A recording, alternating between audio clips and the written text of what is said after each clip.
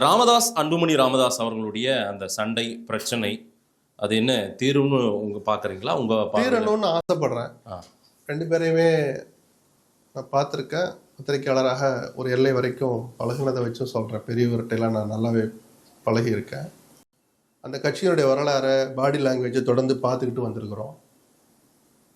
அந்த கட்சி இந்த குழப்பத்துக்கு தங்களை ஆளாக்கி கொண்டது அந்த சமூகத்துக்கு, வன்னிய சமூகத்துக்கும் நல்லதில்லை, தமிழ்நாட்டுக்கும் நல்லதில்லை, அந்த கட்சிக்கும் நல்லதுன்னு நான் தொடர்ந்து சில வாரங்களாக சொல்லிக்கிட்டு இருக்கேன். அந்த கருத்தில் எனக்கு மாற்றம் இல்லை. பட் அன்புமணி நான் பொதுவெளியில் மன்னிப்பு கேட்குற அளவுக்கு கொஞ்சம் இறங்கி வந்திருக்கிறார். கூடவே நான் தலைவராக நீங்கள் சொல்வதை செய்ய தயாராக இருக்கேன்னு சொல்லி பிடிவாதத்தை இன்னும் உடலை. அந்த போக்கு கொஞ்சம் மென்மையாக அப்படி வந்துக்கிட்டே இருந்தா ராமதாஸும் கொஞ்சம் இறங்கி வந்து சூழலை புரிஞ்சுக்கிட்டார். நமக்கும் வயசாயிடுச்சு, என்ன இருந்தாலும் அடுத்து அவன் தானே நடத்த போகிறாங்கிற அந்த யதார்த்தத்துக்கு ராமதாஸும் வந்து, என்ன இருந்தாலும் ராமதாஸை நம்ம அவ்வளோ சீக்கிரத்தில் புறக்கணிச்சிட முடியாது, அப்பாவை அல்லது நிறுவனரை அல்லது தலைவரை அப்படின்ற முடிவுக்கு புள்ளிக்கு அன்புமணியும் வந்தாதான் அந்த ரெண்டு பேருக்குமே நல்லது.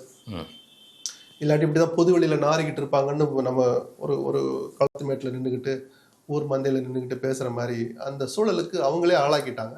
அதுக்கு ஒரு முற்றுப்புள்ளி அவங்க வைக்கணும்னு நான் விரும்புகிறேன்.